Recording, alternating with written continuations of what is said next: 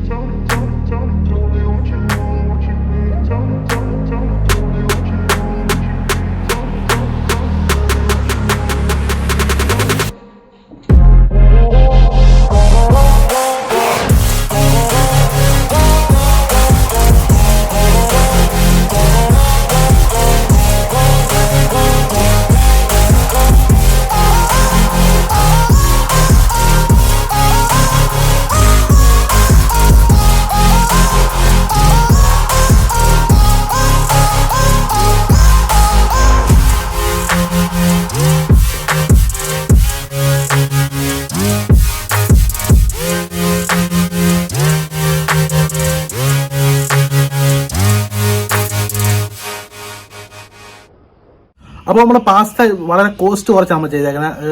Costly ആയിട്ടുള്ള olive oil, Parmesan cheese ഇതൊന്നും use ചെയ്താണ് നമ്മൾ ചെയ്തേക്കുന്നത്.